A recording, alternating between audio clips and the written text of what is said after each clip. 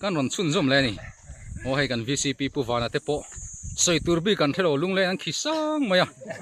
o he kan hlim tang e thasia ma seneu nei na tuna hianin wangtang high school te kan meka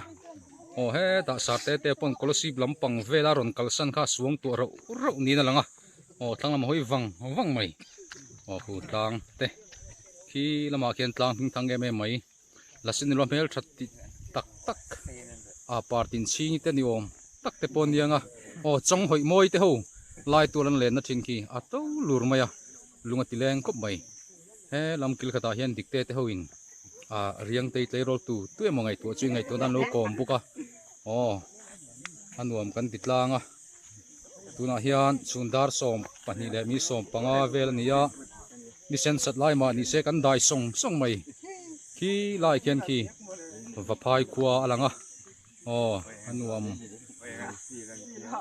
viwa thakop maya hun rang alang ki ma ku la ya kuanin kan tanga kuan ruam nom mel takom ani amun hi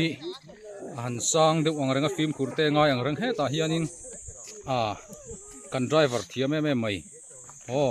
ahun te tlan chak ahun te tlan mong thiam kuma dong apon an nu pi ma semi aswang tu ne hein dom kun na samai sa thiam tlang te u he lama hian sar ma te ho pon hi jongai tur vaka nei po hian karing lowa ma jang hriat lo hian lo hung thaviau thei buka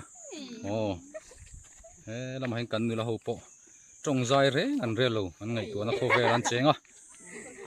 thasia ma seno nei na mun tlang theng thon duam tak teng ngai tu na kho ve an cheng venga